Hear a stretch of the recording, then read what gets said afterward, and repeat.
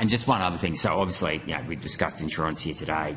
Yet again, we've seen over the last 30 years since the state government insurance offices were privatised that there's been a shrinking of competition in the sector, similar to banking, really. What's your view on bringing? I mean, I'll put this to you, Minister. What's your view on bringing back a government insurance office to provide a little bit more competition and integrity in the insurance market? And I'll just make this note as well: about 40 to 50% of insurance costs are actually reinsurance costs, where money goes offshore. If we were to provide, if the government itself, the federal government, was to underwrite itself and reinsure itself. Well, we've sort of done that with the cyclone reinsurance pool. Reinsurance pool goes somewhere. A little bit like that, but it hasn't yet. I mean, there's been some reduction, but not the significant reductions that were spoken about under the former government. Look, I think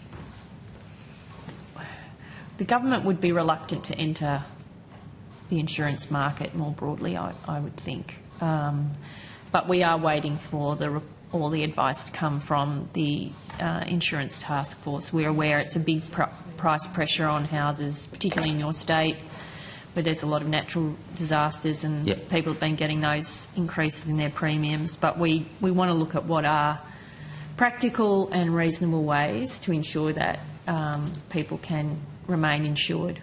And part of the government's role, really, I think if you talk to the insurers and councils, is to support some of the mitigation efforts, the flood levies and the roofs and doors being able to be locked down, and garage doors and things like that. Queensland has a program. I think the state government has a program that we've supported. That's actually where you can see significant reductions of 15% in some cases, where you've actually been able to have that remediation work done. Right. Okay. Cheers. Thank you.